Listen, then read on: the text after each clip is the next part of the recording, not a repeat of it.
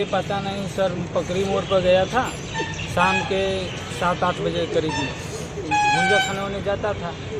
अब यही पता नहीं चला वहाँ से कहाँ गया। गोड़ लगतनी समाचार बटुए छपरा से बड़ा खबर आ रहल बटुए।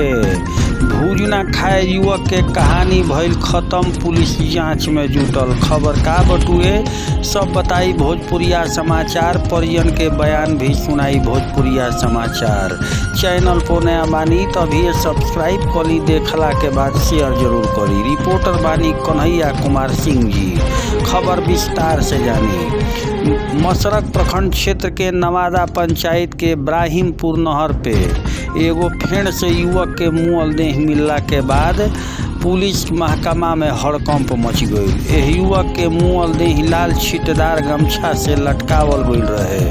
पुलिस मुअल देह के कब्जा में लेके पोस्टमार्टम खातिर सदर अस्पताल भेज दिले बिया।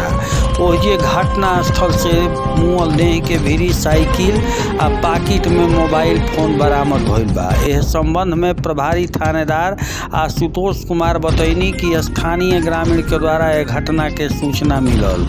पुलिस मुअल देह के कब्जा में लेके पोस्टमार्टम खातिर सदर अस्पताल भेज दिले बिया। मुए वाला के पाकिट से मिलल मोबाइल फोन से जांच पड़ताल के दौरान मुए वाला के पहचान खैरनपुर गांव निवासी जय किशुन राम के 22 वर्ष के लड़का मंटू कुमार के रूप में भइल बा।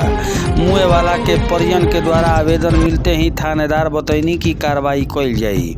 मुए वाला के परिजन बतैलन कि उ शनिचर के पकड़ी बाजार पे भूजना खाए गइल रहे, जेकरा बाद एह लड़का के पता ना मिल पावत रहे। मुए वाला के बियाह अभी नइखे भइल, ओकर 3 भाई या 2 गो बहिन बटुए। पुलिस यही बिंदु पे जांच पड़ताल शुरू कइले बिया कि कहीं एह लड़का के प्रेम प्रसंग के तो मामला ना रहल हा, कहीं प्रेम प्रसंग के मामला में तो एकरा के ठिकाना नइखे लगा दिहल गइल। एकर मोबाइल फोन अब राज खोली पुलिस के भीरी बटुए। बयान सुनी और शेयर करी। धन्यवाद।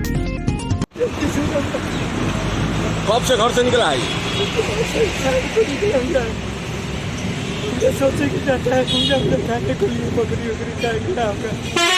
फोन किए है तो फोन नहीं उठा रहा। क्या उसका नाम क्या आपके? मंटू कुमार।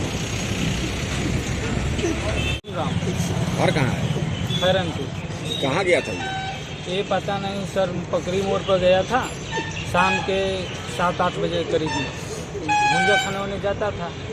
अब यही पता नहीं चला वहाँ से कहाँ गया। ये उनके पिताजी हैं? उनका पिताजी